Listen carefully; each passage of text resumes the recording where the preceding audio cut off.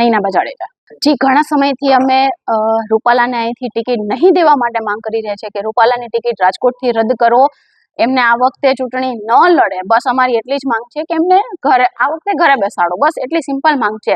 પણ તમને નથી સમજાતી એટલે અમારા વિરોધ પ્રદર્શનના ભાગરૂપે રાજકોટમાં ઘણા વિસ્તારોમાં બોયકોટ રૂપાલાના પોસ્ટર માર્યા છે. જો આ જ સ્થિતિ યથાવત રહેશે તો આખું રાજકોટ પણ ભરી દેશું. ચોક્કસપણે સાખી ના લેવાય અને બધી વસ્તુઓ માફીને યોગ્ય નથી હોતી.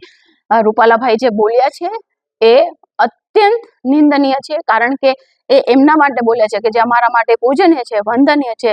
16,000 રાણીઓ કે જેમણે જોહર કર્યા હતા એમના માટે આવા અભદ્ર શબ્દ બોલ્યા છે.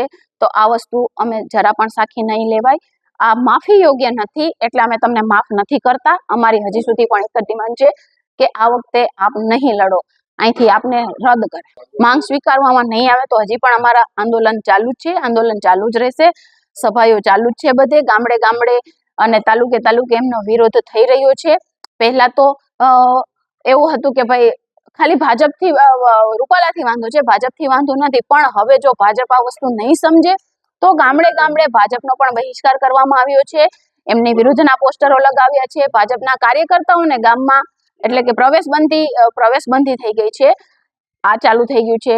શહેરી વિસ્તારમાં પોસ્ટર લાગશે એમની વિરુદ્ધના, બોયકોટ રૂપાલાના. અને અમે અન્ય સમાજને પણ વિનંતી કરીએ છીએ કે ભૂતકાળમાં અમારા વડવાઓએ તમારા માટે પણ રખોપા કર્યા છે, તો અન્ય સમાજ પણ અમારી સાથે જોડાય. જો તમને એવું લાગતું હોય કે ક્ષત્રિય સમાજ પોતાની અસ્મિતા, સત્યતા અને ગરિમા માટે લડી રહ્યો છે તો આપ પણ અમારી સાથે જોડાવ અને આપ પણ અમારી સાથે રૂપાલાભાઈના બોયકોટના વિરોધમાં અમને સપોર્ટ કરો.